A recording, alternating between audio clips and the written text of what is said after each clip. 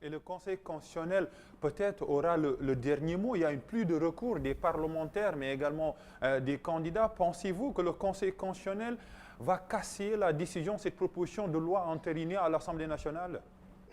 Non seulement je l'espère, mais c'est ce qu'il devrait faire. C'est une décision historique.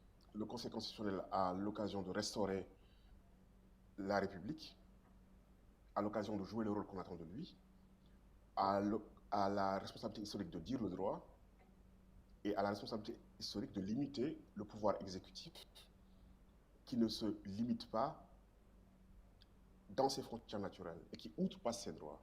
Et, et je pense que toutes les raisons sont sur la table pour que le Conseil constitutionnel prenne une décision qui est juste et une décision qui restaure les fondamentaux de notre République. Et le Donc Conseil... on attend de lui, Oui. au-delà de l'espérance, on attend de lui qu'il prenne cette décision-là.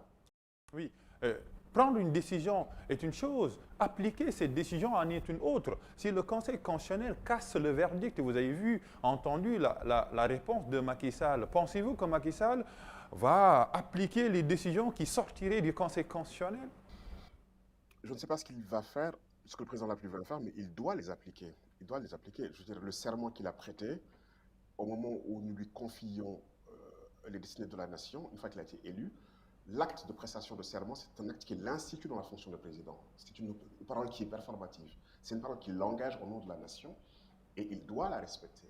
Donc en fait, le problème, c'est que nous soyons même là à discuter de savoir s'il va la respecter ou pas. Parce qu'en principe, ça devrait être évident que c'est des décisions